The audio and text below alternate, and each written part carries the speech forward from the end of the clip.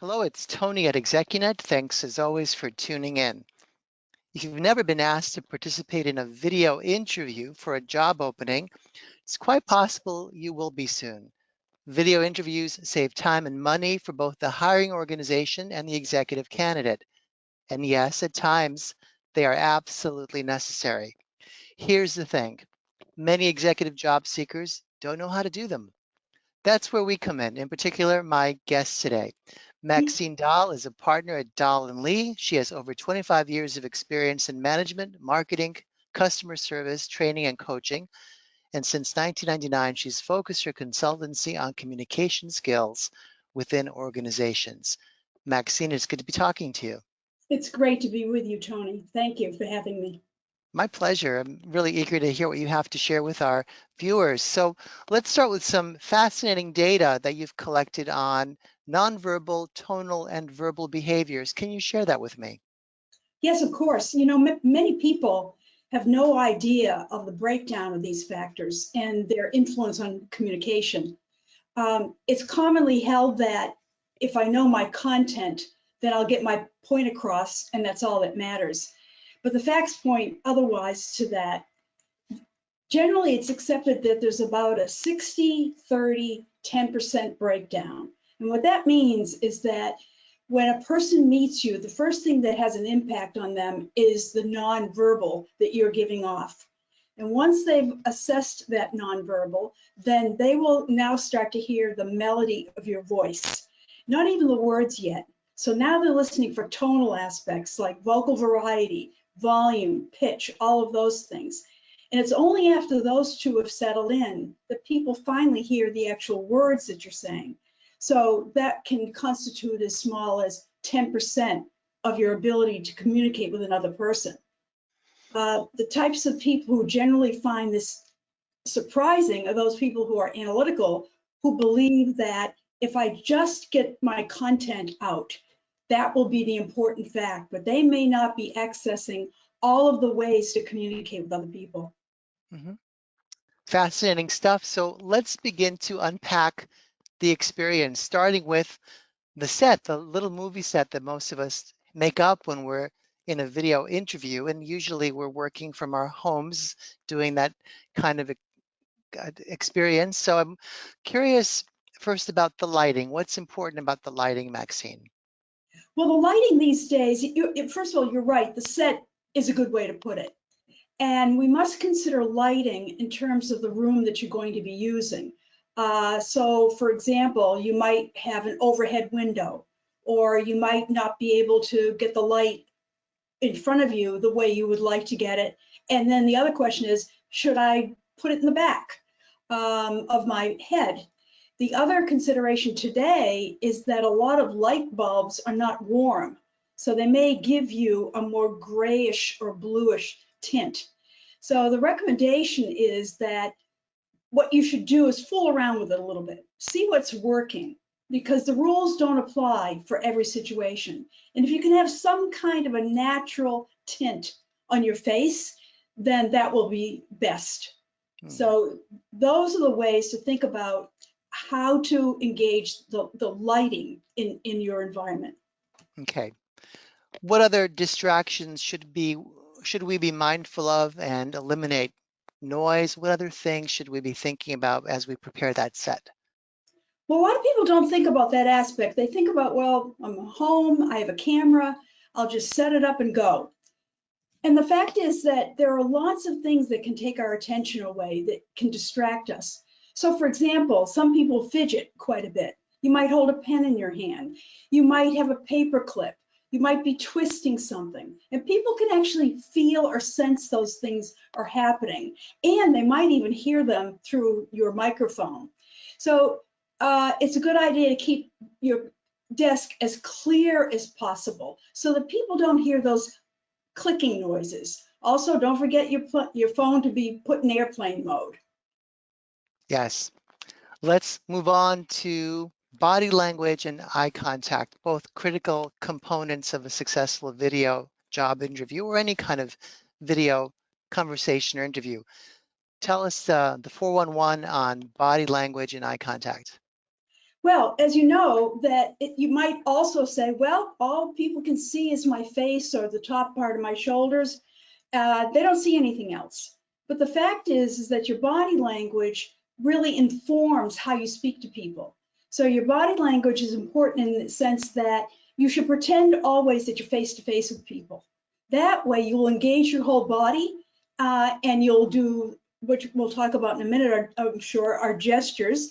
But that way, when people see that your shoulders are squared off to the camera and they can see your shoulders, that exhibits confidence in the viewer.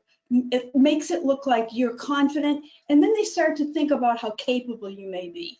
So a couple of things to stay away from is a lot of people are comfortable folding their arms, sitting back in the chair, and these two things can do one of two things. They can indicate that you might be arrogant.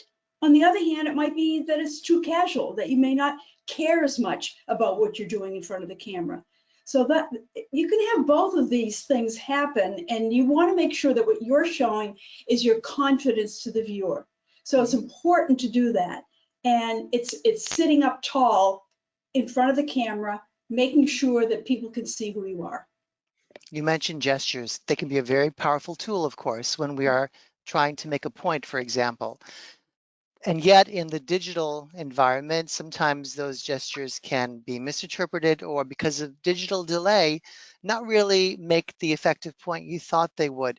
Any tips on how to use gesture effectively in a video interview? Yes, I would say that mostly you want to keep them to a minimum.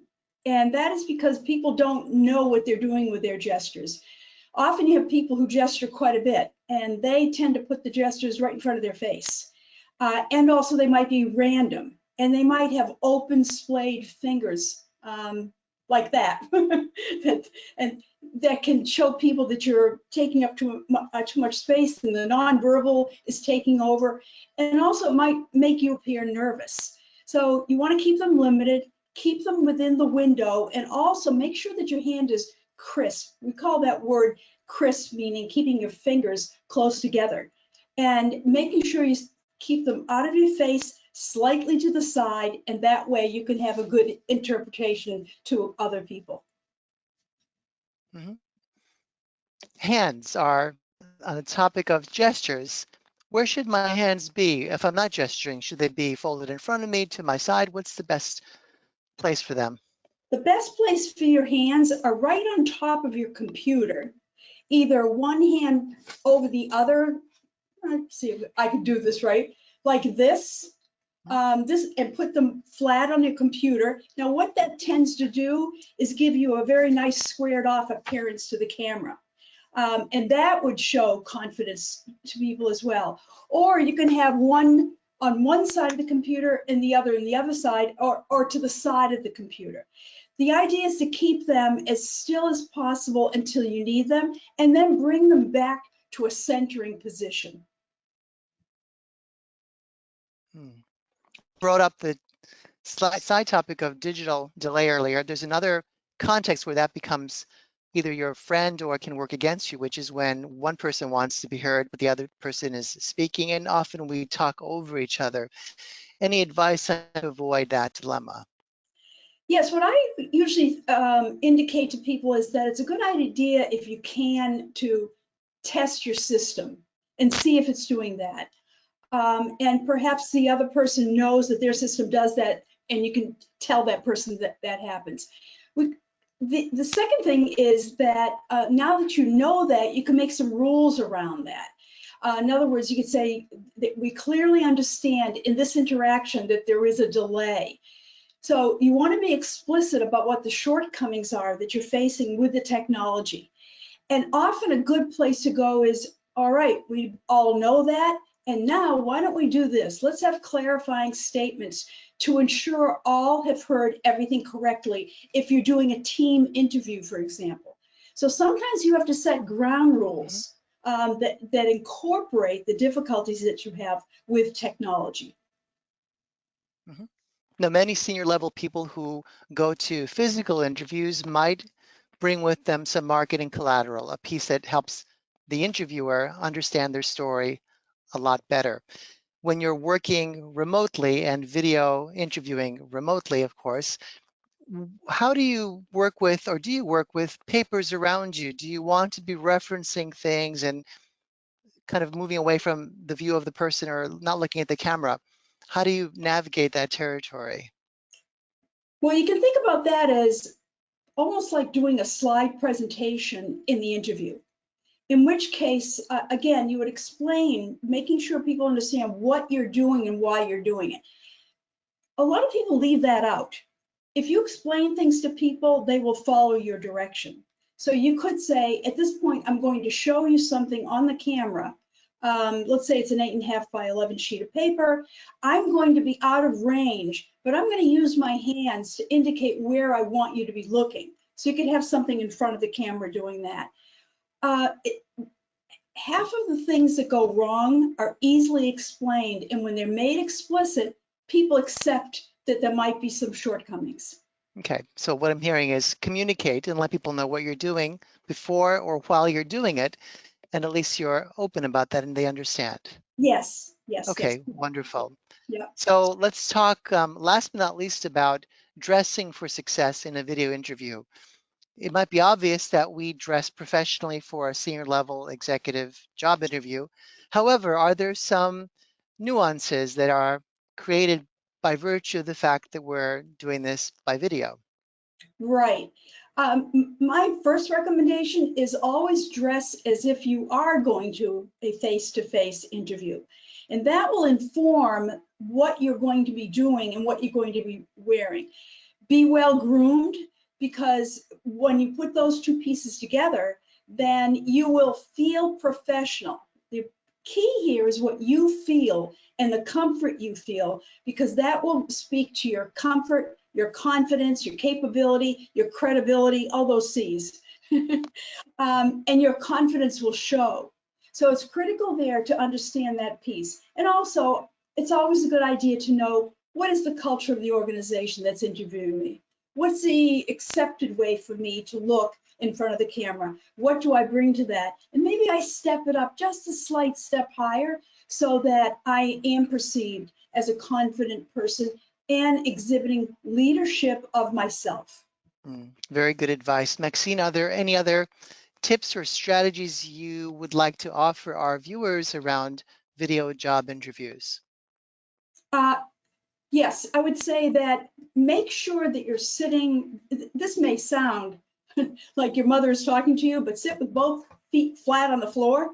Um, that's a really good way to feel grounded in the interview, and get used to looking at the camera so that you're speaking as you're looking at the camera and you're listening as you're looking at the camera, and allowing yourself to practice some of these aspects so that you'll get better at it. Great advice. Thank you so much, Maxine Dahl, for sharing your insight and making time with us. And I look forward to talking to you more in the future. Thank you. Thank you very much, Tony, for having me. I really appreciate you taking the time.